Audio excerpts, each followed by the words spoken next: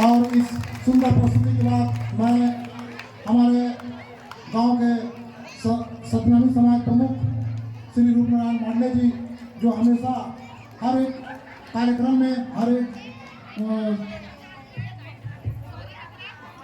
काम जो हमारे सामाजिक स्तर पे हो या फिर पंचायत स्तर पे हो, हमेशा आगे रहते हैं।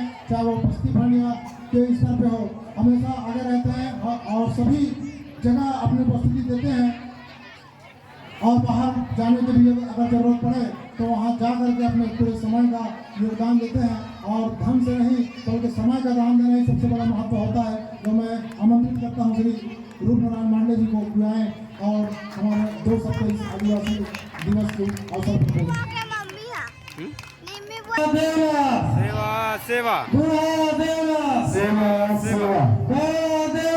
सेवा सेवा सगा समाज ग्राम के देवी देवता जय गुरुवाना, जय मनवासी, जय संविधान। इस मंच में उपस्थित सभी अतिथियों का स्वागत, हार्दिक अभिनंदन। 1982 में इसकी घोषणा किया गया, जो 31वां वर्षगांठ के रूप में हम मना रहे हैं।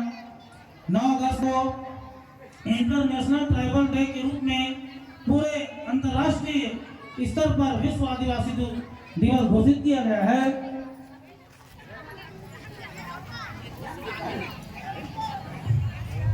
आदिवासी समाज समुदाय सदियों से सामाजिक, आर्थिक और पर्यावरण चुनौतियों का सामना करते आ रहे हैं।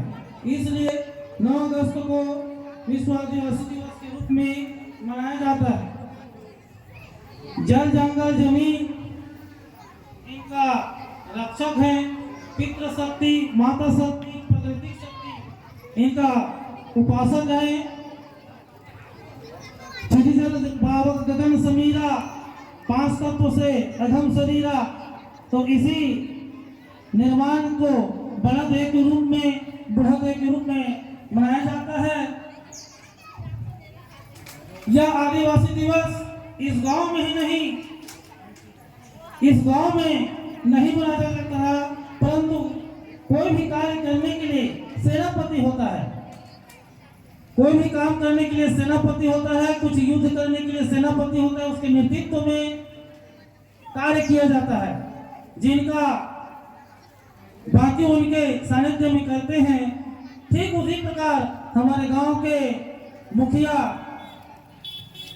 प्रथम नागरिक श्री चंपेश्वर गुरु जी की अगुवाई में हुआ। इतना संगठित, इतना मीटिंग, समाज को जगाना, भरसक प्रयास किया। मुझे कोई गुरेज नहीं है कहने में कि ये सब चंपेश्वर का देन है, जो आज हम इस सामुदायिक भवन में हम सभा में उपस्थित हुए।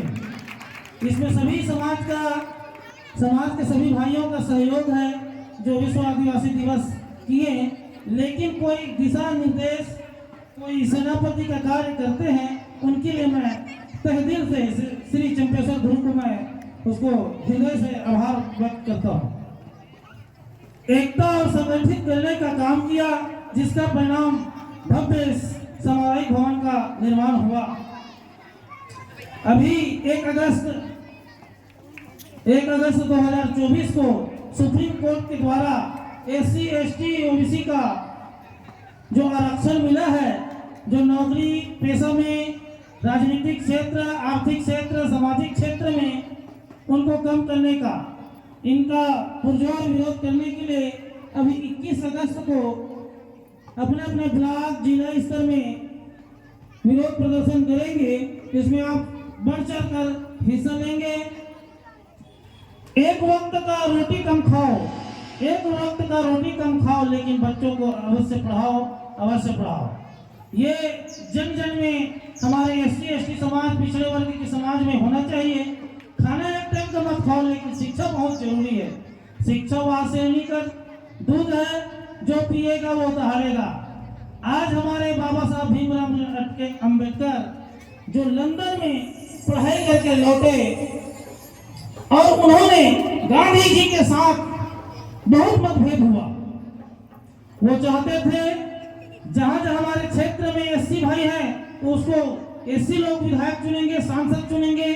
जहां एसटी भाई हैं, आदिवासी भाई हैं, तो उसको आदिवासी ही चुनेंगे विधायक, मंत्री, सांसद।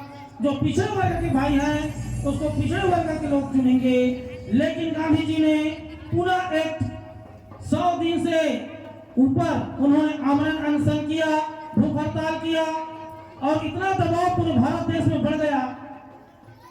ये गांधी जी खत्म हो जाएंगे तो मेरा समाज दलित, वंचित, शोषित ये पिछड़ जाएंगे, इनका भविष्य अंधकार में हो जाएगा। इसलिए उन्होंने आरक्षण का स्वीकार किया।